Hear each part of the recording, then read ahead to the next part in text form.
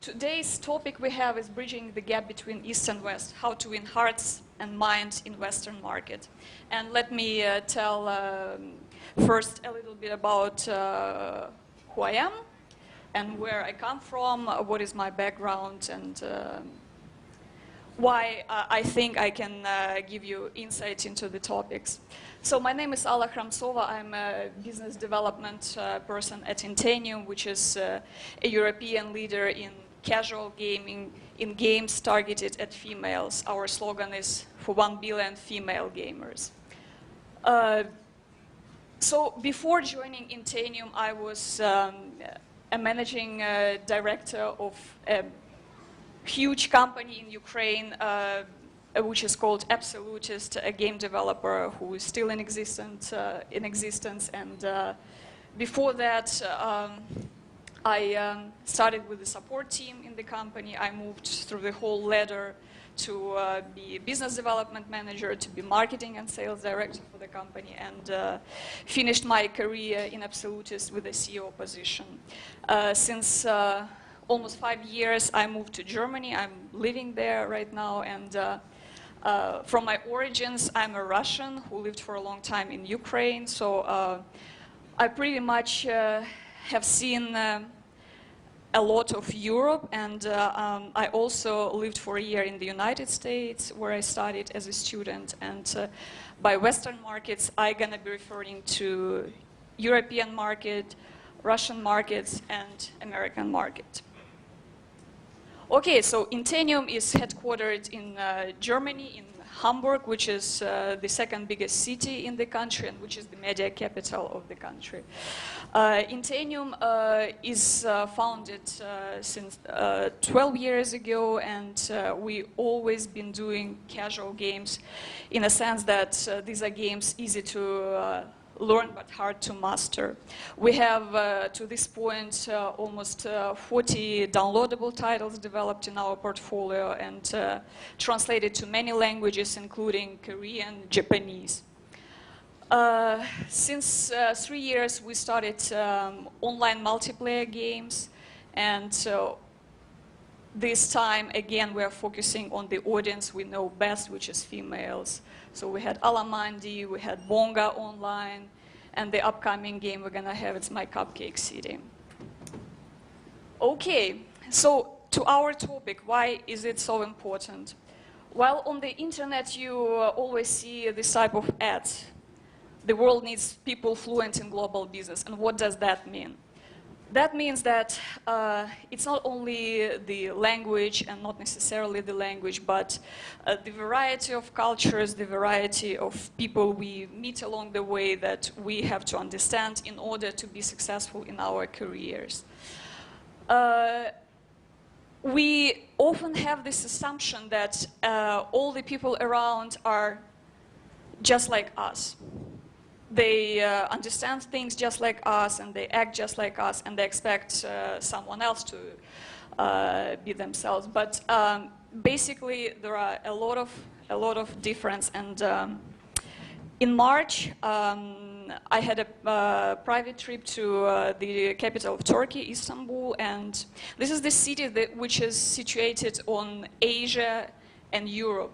And once I saw this bridge that was connected Asian and European Istanbul, I thought, yeah, this is like less than a 1 kilometer bridge, but and when you cross it, you don't really see the difference. And to many people, it is like that. Asia is no different from Europe or America, but in fact, there are core difference that we have to know about in order to be successful internationally. So let's have a look at what we can do in order to be better prepared to be successful on markets other than Asian markets. Of course, like in school, like in university, like everywhere, first of all, you have to learn your homework, because those who fail to prepare, prepare to fail. And learning your homework is to start with 2 basic rules, which are easy, but which are taking so much time for many people to understand. Rule number 1, the seller should always adjust to the buyer. If you are having the service or a product to sell to someone, to the company, you have to adjust to their needs. You have to come from their needs, not your own. Because when you come from your own egoistic perception of selling something or moving something to someone else, this is seen really easy, and this is not very well accepted. And rule number 1, when in Rome, do as the Romans do. Like, first thing that I learned from myself in Singapore, I'm less than a day here, is that in Asia, they give you your business card like this. We never do this in Europe. In Europe, it's like it can be the case that business card is handed just like that, and you are not really looking at it. Here, it's quite a different story. And those things specific to each culture, there are not so many of them, but there are some that are really important to keep in mind.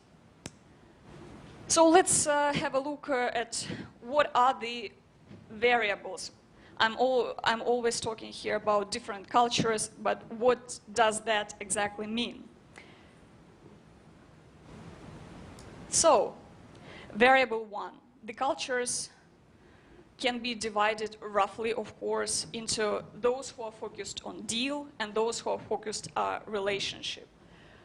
Cultures that are focused on deal, they are the managers coming from these cultures, from this background, they are more pushy to get their goal, to achieve what they have in mind. And for them, this is the primarily purpose of them doing business, talking to someone, or going to a conference.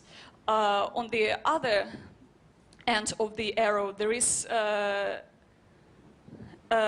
manager with another cultural background, from a culture which is focused on relationships. And that means that before you can do business, before you should achieve your goals, because businesses worldwide all have goals, that's universal, thanks God. You have to learn the person, you have to find out what kind of person this is. You have to establish this nice emotional connection with this person before you even come to the matter of business. And in such cultures, it's the case is that you cannot directly go to someone. You have to find someone who knows someone who knows someone to introduce you.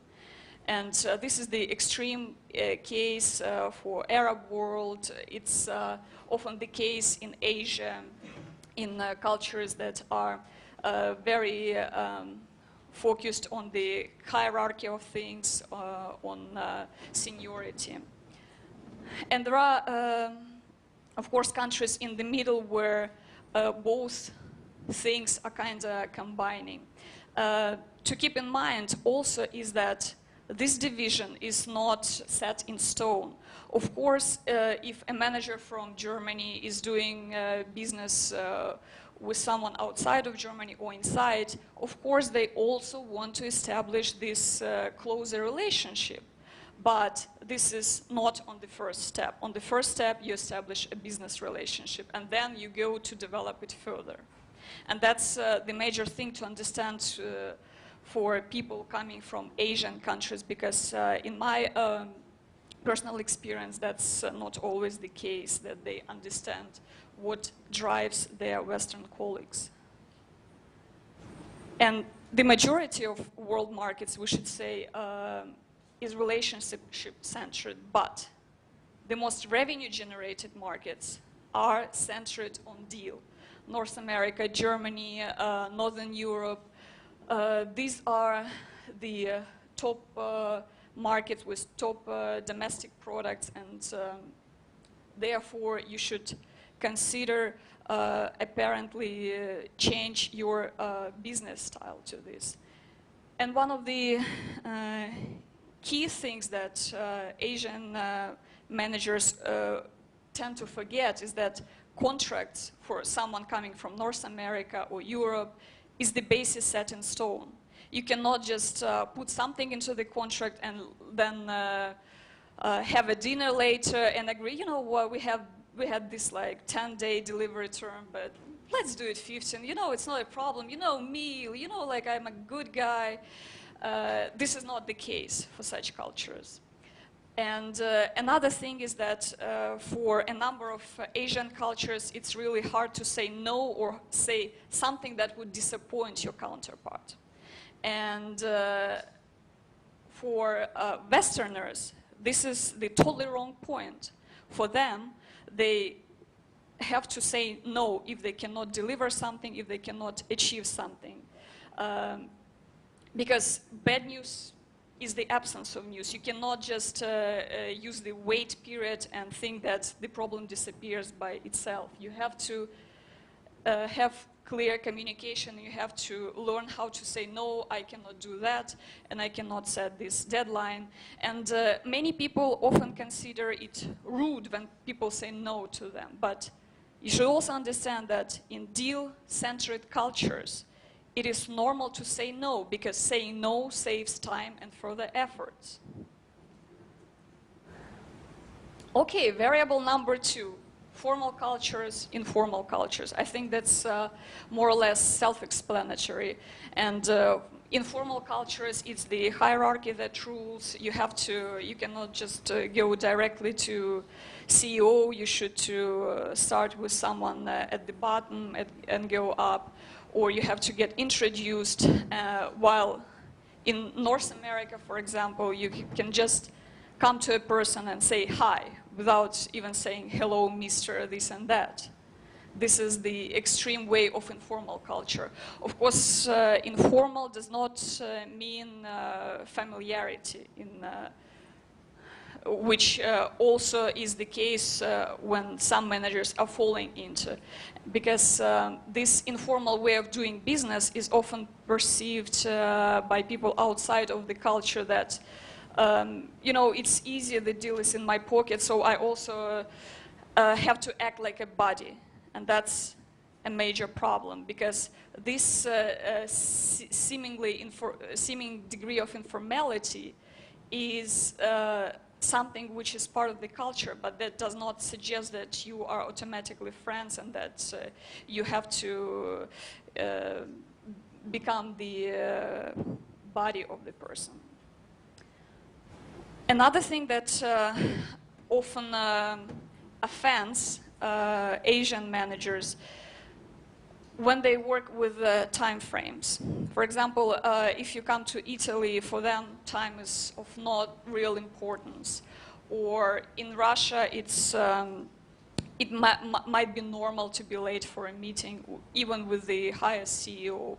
It's not the like usual case scenario, but that's okay. And because there are different perceptions of time in different cultures, and in some cultures time is money, in some cultures time is there, and you don't have to you know, be in a hurry to do something. Emotional expressive versus emotionally reserved. Some people, it's just like with people, but in a huge degree when we talk about cultures, like how they show us what they feel. Like, and most of the cultures where you want to earn money are emotionally more reserved, but not as reserved as some countries in Eastern and South Asia. There is a different degree of emotional reserve there. The cultures can be low context and high context. High context, it's where you have to, you know, see the whole picture first, and then you move into the specific business, approaching the specific person. You learn this whole background, you ask someone to introduce you, and this is not the case for Western markets. Most of the Western markets are low context cultures, where you can directly contact someone, and that's not a problem. There is one of the interesting things about low context cultures. Low context cultures tend to be very individualistic. Like each person considers himself or herself to be the center of the universe. Of course, it's everyone is egoistic. We're all human beings, but it is a bit taken to extreme, especially when it clashes with the value of many Asian cultures to be more collectivistic, to work in a group, to see these intercultural variables. Again, I wanted to urge from falling into stereotypes, because those variables are not only differences, but it's something that there is something that is similar, and this similar thing you just have to learn what you can use from your own cultural background, what not. So if you flash it out of sight, it will be not out of mind. There are those different cultures, and you just have to adjust to that. So how do you communicate effectively going to Western markets? First of all, we are different in the way we structure our ideas.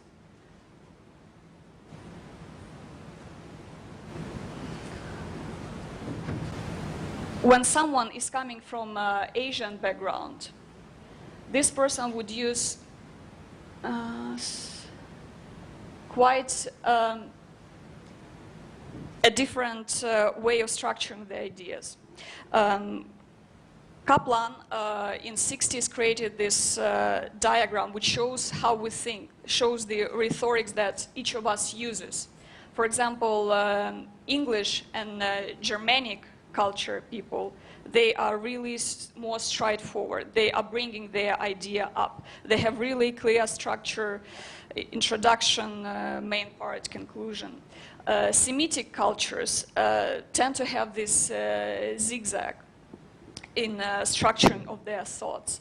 And Oriental, mostly Asian cultures, have this spiral of coming to the matter, which is totally not understandable for someone coming from Germanic or English culture. And Romans and Russians look kind of similar, but with Russians you would expect more deviations. So when you write to your colleagues in the West, try to be straightforward. Try to keep the structure of your paragraphs. Don't start writing a huge background story about yourself, about your company. Be clear, always use spell checker, and always use proper formatting. You know, when you get a letter where there are three different fonts or 2 different sizes and bold, in addition, you don't want to consider that letter really, because you see that the person who wrote that is cannot be of high value, because this is basic thing a Western person would learn in college, how to write and format your letters.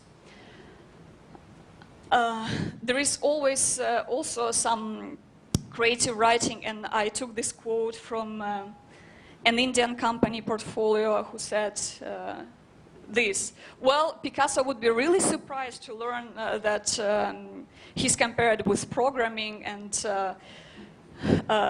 Coelho, I don't know how would he feel about the writings of his Indian colleagues, but I urge you not to use such metaphors in business writing and in business writing to your colleagues in the West, because it does not really look too appealing. Yeah, language. English is very widespread, but it's still a problem with how people use it. And first thing you should do is that you should make sure that your English is not just a school English, that you had some practice abroad, that you learned the cultural material. Without cultural study, knowing the language does not really help.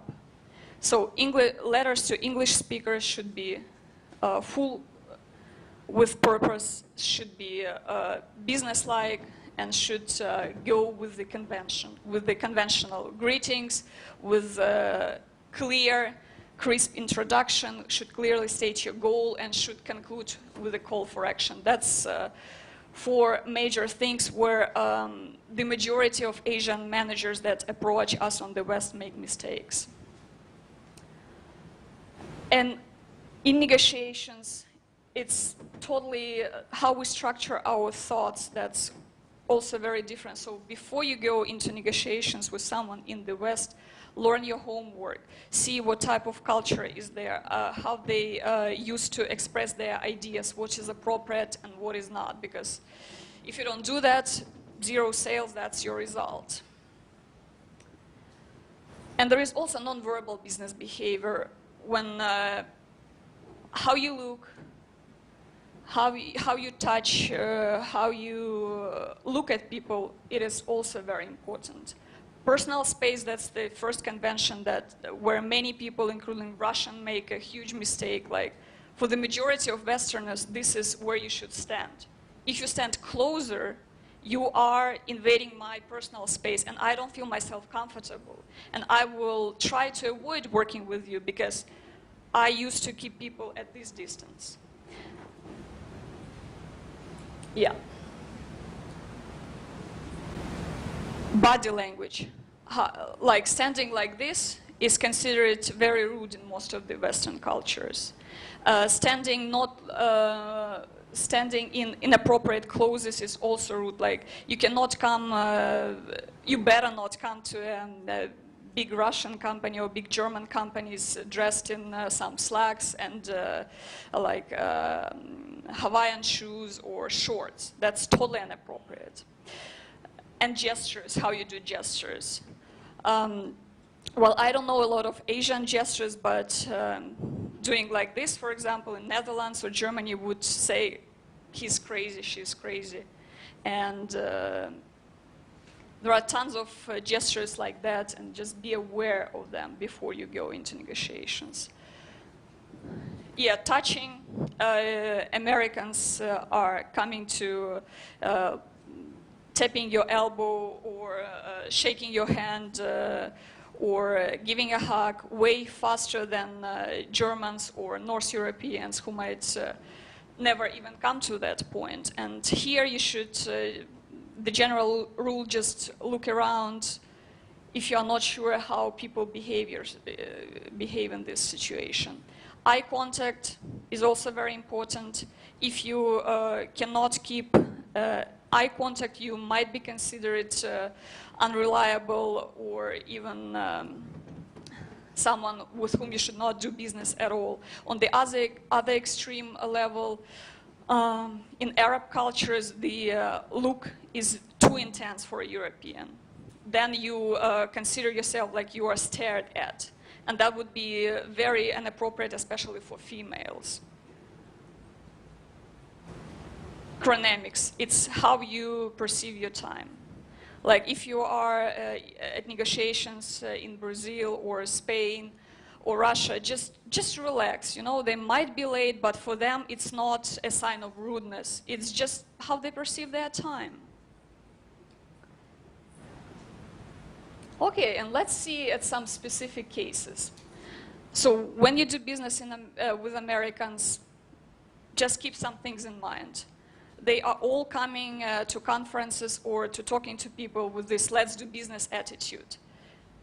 But don't be celebrating. It's too early. This attitude does not mean that they will work with you automatically. Don't be confused by that. For them, time is money, so try always to not to keep them waiting and try to show them that you appreciate their time. They are informal, but more expressive, and they try to bring more personal touch, but there will be still a distance, but not as huge as with Asian people, for example. Yeah, and Americans do not expect them to know foreign languages. They expect you to learn English, because for many of them, that's the language. Germans, punctual, deal-oriented, agenda-driven, more formal in bigger companies, less formal in gaming industry. But still, status and invitations should go with Frau, Doctor, and last name, and first name is not the usual way to address German people, for example. Doing business with the Russians, I think to cut the long story short, you never know what attitude is behind business in Russia. Race, fun, fight, circus, good company, reward. You never know what way your negotiation goes in Russia. Formal, informal, relax, extreme, super extreme. You never know what is the best guarantee in Russia. A paper, two papers. A paper giving guarantee to the previous two. Money, big money, signature, plus a stamp. Good relationships, very good relationships, family relationships. Customs in Russia, you never know. You never know when, you never know where, you never know what, you never know who, you never know how much time and effort it takes. You never know how time goes in Russia. Sometimes time just stops. Time is not just money, it's big money. At the same time, time is nothing. Time depends on the mood. 5 minutes could turn to 5 hours. Deadline could be final, and it could be not. The work start doesn't mean that everybody starts. Deadline is the line you go along, not the one you cross. How much time is it now in Russia?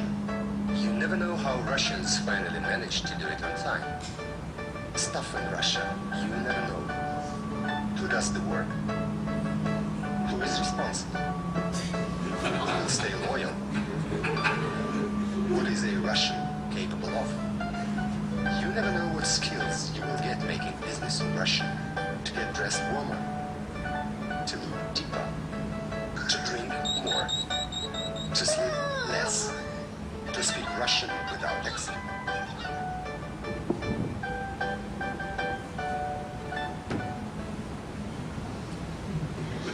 Yeah, you never know with all those cultures and different languages, religions out there. But the thing you need to know is that when you learn your homework, when you learn the cultural background of the people you are trying to have business with, you're gonna be closer to the goal than any average person. Any questions you might have?